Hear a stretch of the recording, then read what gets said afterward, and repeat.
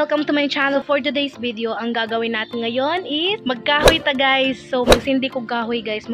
Sakalan ta magluto kay ng hutdan mig gasol. So mao na siya guys.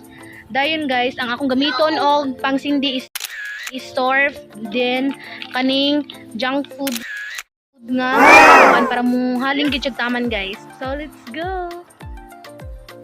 What's up mga mari at pare? Ako to si Jolly Grace, 16 years old, and welcome sa kusina ko na wala talagang kusina. Kasi nasa labas ako ngayon nagluluto gamit ang kalandi kahoy.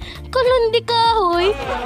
So guys, yes, yung luma na kala na kahoy talaga sinusunog, walang gas, 'di ba? Walang butane, puro diskarte lang talaga.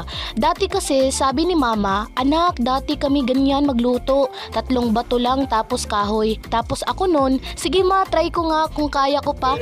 Ngayon ito sinubukan ko na.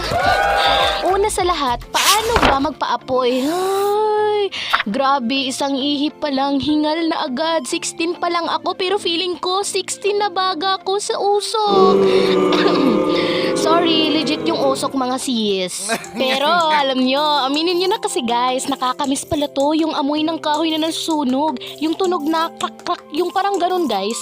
Tunog ng apoy, parang camping vibes pero nasa likod bahay lang. Charis, nasa harap pala. Dati kasi, nung wala pa kaming gasol, ito talaga gamit namin araw-araw. Ngayon, may gasol na kami. Pero trip ko lang ibalik yung memories. Basta, may mainit at may makain, panalo na. At ayun na nga guys, so nagsiga na gid taman guys. So pwede na sa pasagdan guys niya. Paypayan natin siya pag mapalo. So let's go. At dahil nga hinintay ko pang dumating yung isdang binili ng aking papars para gawing ulam, mga mare at pari, mga kasis, proof na kahit 16 years old at walang gas, mabubuhay ka pa rin.